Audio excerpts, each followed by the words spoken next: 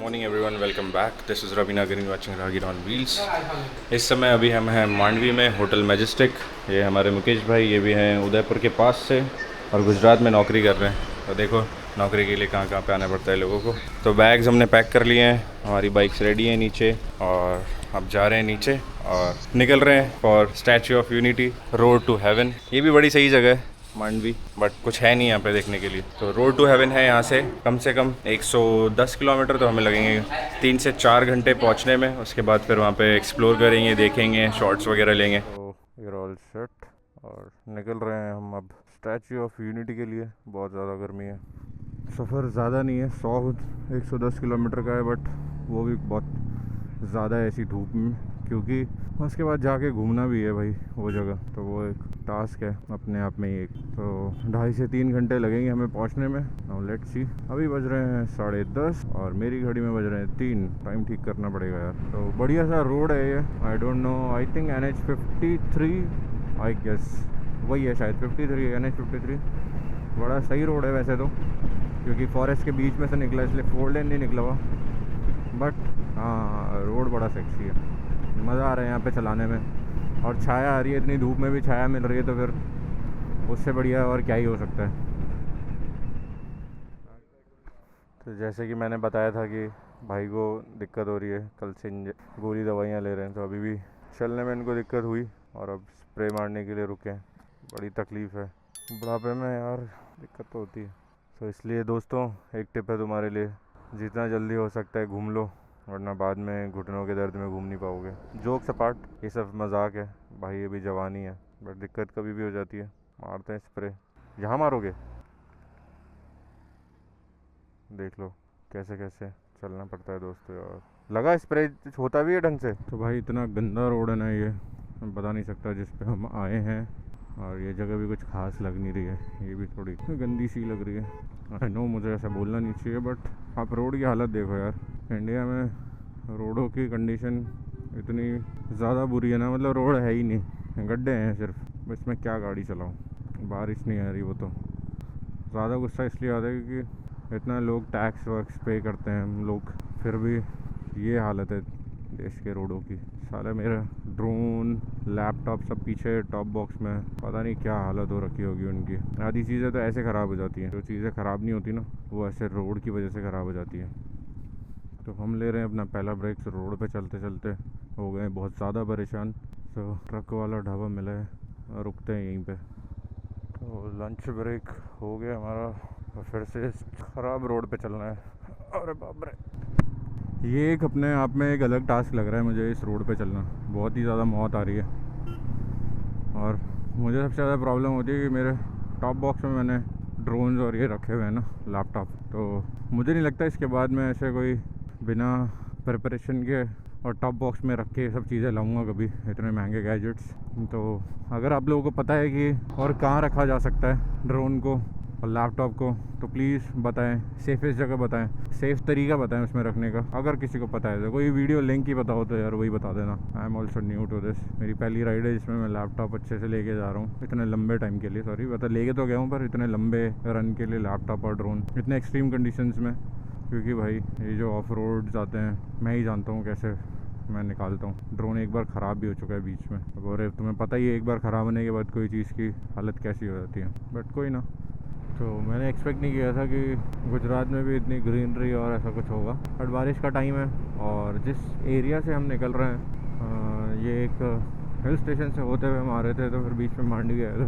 तो पूरा एरिया ही ऐसा है कि हिली एरिया है, गांव वाला इलाका है, बढ़िया है, मज़ा आ रहा है कि मतलब गुजरात के भी गांव वाले एरिया से हम निकल रहे हैं। बहुत ज़्यादा रूरल एरिया देखने को मिल रहा है, मतलब इस ट्रिप है पूरी। और सिटीज़ विटीज़ तो सब जानते ही हैं, गुजरात का नाम लेते ही सबको सूरत, गांधीनगर, अहमदाबाद ये सब याद आते हैं। बट जहाँ से हम निकल पा रहे हैं ना, वो अपने आप में ही एक अलग एक्सपीरियंस है हमारे लिए, क्योंकि मैंने अब तो ऐसा बोल सकते हैं कि कहाँ कहाँ के गाँव नहीं देखे, हर जगह के देख लिए, ऑलमोस्ट हर जगह के। वाह यार, ट्रूली अमेजिंग।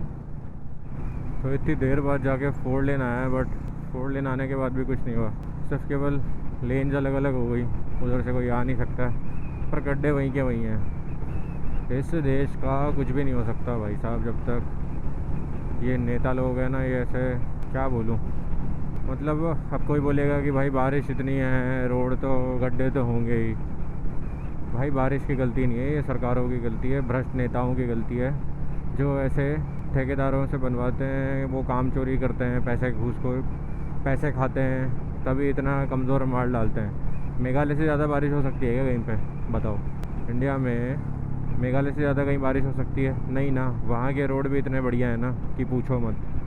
देखा होगा तुमने व्लॉग्स में मेरे, नहीं देखा तो जाके देखो मेघालय वाले व्लॉग्स, तुम्हें समझ में आ जाएगा कि मैं इतना फ्रस्ट्रेट क्यों हूँ और मैं क्यों बोल रहा हूँ इन रोड्स के लिए ऐसा। तो स्टैचू ऑफ यूनिटी जो कि है 12 किलोमीटर, जरबनी वाटरफॉल 15। ओ तो चलते चलते हम हमारी मंजिल के बहुत नज़दीक आ गए हैं। स्टैचू ऑफ यूनिटी सिर्फ 12 किलोमीटर है। आई थिंक कोई तो डैम आएगा, सरदार सरोवर डैम, तो उसके आसपास ही ये है। आगे तो 8 किलोमीटर बचे हैं और ऐसा लग रहा है कि 8 किलोमीटर में 80 ब्रेकर आ जाएंगे। 20 तो आ गए हैं, तो इतने ब्रेकर कौन बनाता है भाई। आई थिंक ये बहुत बड़ा एरिया में फैला हुआ है, जो पूरा है ना फॉरेस्ट एरिया है। स्टैचू ऑफ यूनिटी भी यहीं है और ये सरदार सरोवर डैम पे ही ये नदी आ रही है, और उधर जाके है स्टैचू ऑफ यूनिटी। ओ भाई साहब क्या बना हुआ है ये, बहुत ही ज़्यादा अलग क्रेजी व्यू। ओ भाई साहब क्या बनाया है, मतलब जिस जगह ये बनाया है ना, मतलब ये जो जगह है वो डिज़र्व करती है भाई साहब। ख़तरनाक ही बड़ी जगह है, तो मैनेजमेंट वाली। तो हमें स्टैचू ऑफ यूनिटी के यहाँ पे भारत भवन में और इधर है टिकट काउंटर, इधर है लॉकर रूम। तो बाइक्स पार्क कर दिए सामने, मतलब पार्किंग में, और प्लान ये हुआ है कि हमें सिर्फ केवल स्टैचू ऑफ यूनिटी देखना है। तो हम यहाँ पे रुक नहीं रहे, हमें आगे जाना है, वरना यहाँ पे बहुत सारी चीज़ें, क्रूज़ वाली चीज़ है, डिनर क्रूज़ है, राफ्टिंग होती है, मतलब बेशक बहुत सारी चीज़ें हमारे प्लान में थी भी नहीं। स्टैचू ऑफ यूनिटी में जाके ऊपर म्यूजियम भी देख सकते हो आप, वो भी हमें देखना नहीं है। तो हमने सिर्फ केवल यहाँ से स्टैचू ऑफ यूनिटी तक जा रहे हैं। टिकट हमने ले ली है, 150 रुपये पर हेड टिकट है, और बसेस भी चलती है, ऑटोज़ भी चलते हैं। हमने ऑटो बुक किया है, ये पिंक कलर के ऑटो में भी जाएंगे, और सामान बाइक पे नहीं छोड़ना था इसलिए लॉकर ले लिया है। फटाफट वहाँ चलते हैं और देखते हैं स्टैचू ऑफ यूनिटी, दिखाते हैं आप लोगों को भी। ड्रोन अलाउड नहीं है, तो सिर्फ केवल ये कैमरा लेके जा रहे हैं।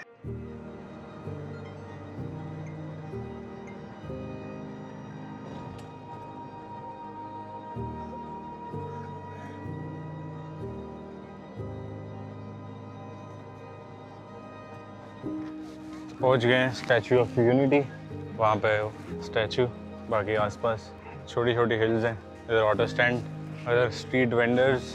अब हम जा रहे हैं अंदर की तरफ, बुज्जू अंकल।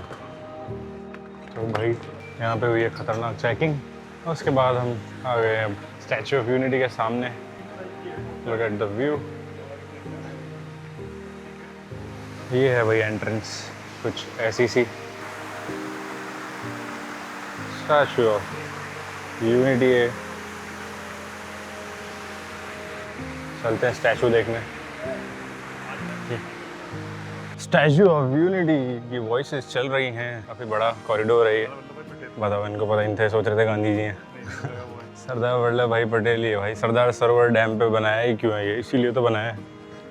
तो यहाँ पे पानी की फ्री फैसिलिटी है, सिक्योरिटी बहुत अच्छी है। अगर गुजरात आ रहे हैं तो डू विजिट। जो आप टिकट लेते हो 150 रुपीज़ का यहाँ के लिए, उसमें बसेस फ्री मिलती है, ये कैब फ्री है। हम पैदल जा रहे हैं, बस चाहते तो जा सकते थे इसमें। बाकी चलते हैं आगे, थोड़ा और आगे चलना है। This is the overview of unity wall. यहाँ पे स्टैचू, ये है नर्मदा रिवर, और इस रोड से हम आए। चेक करो भाई, व्यूज़ चेक करो।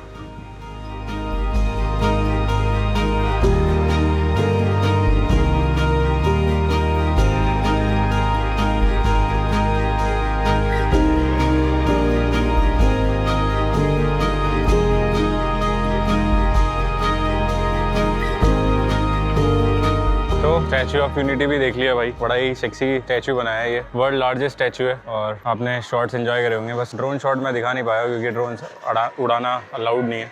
बाकी एक्सपीरियंस यहाँ का एक नंबर है, बहुत ज़्यादा सफाई वाली जगह है, बहुत क्लीन है। ऐसे देखो भैया अभी भी सफाई कर रहे हैं। आसपास व्यूज़ बड़े प्यारे हैं, जब पानी आता होगा यहाँ तक भी आता होगा। तो स्टैचू ऑफ यूनिटी से हम आ गए। 110 रुपये अगर आप ऑटो से जाओगे, और बस से जाना है तो बस का टिकट नहीं लगता है, बस फ्री है।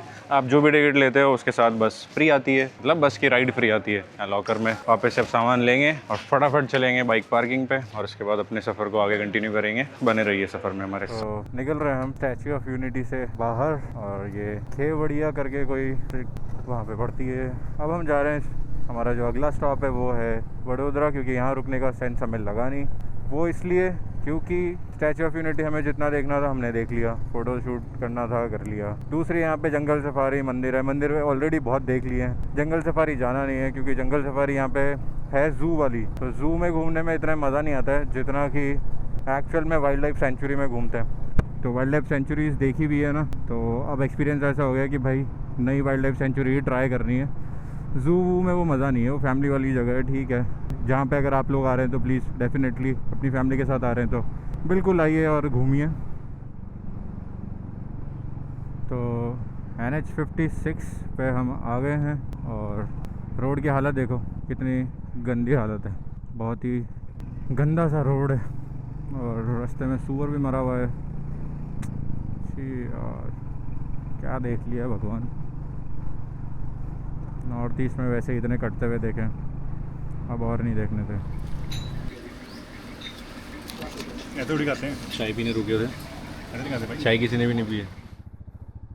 तो चाय पीने हम रुके थे और खाने, बट जब आए थे तब यहाँ पे खाने का कुछ भी था नहीं, और चाय हमें पीनी नहीं थी क्योंकि बहुत ज़्यादा गर्मी लग रही थी। तो हमने पी कोल्ड ड्रिंक, लेकिन उसके बाद जो दादाजी थे उन्होंने हमारे लिए समोसे बना दिए, फिर हम खा गए 9 समोसे। 9 अहमदाबाद 159। हमें जाना है आज वडोदरा, हम पहुंच जाएंगे मैक्स 1 घंटे में। वो बहुत लंबा जाम है, ह्यूमन ट्रैफिकिंग वाला ट्रक है। तो वडोदरा रह गया है ओनली 26 किलोमीटर्स, और होने जा रहा है मेरे लेफ़्ट में बड़ा ही सुंदर सा सनसेट। क्या लग रहा है सूरज आज एकदम प्रॉपर गोल, तो हल्के हल्के क्लाउड्स आ रहे हैं, एक नंबर। बस ये कैमरास कैप्चर नहीं कर पाते हैं ब्यूटी, एक यही दिक्कत है। दिक्कत तो क्या है, ठीक है, हाँ एटलीस्ट आंखें तो कर रही हैं। चिड़िया भाई क्या बढ़िया लग रही है।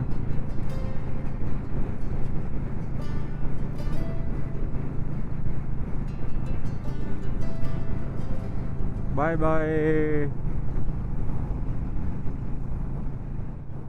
तो एक होटल देखा था हमने, होटल सनशाइन, तो डायरेक्ट पार्किंग में ही जा रहे हैं।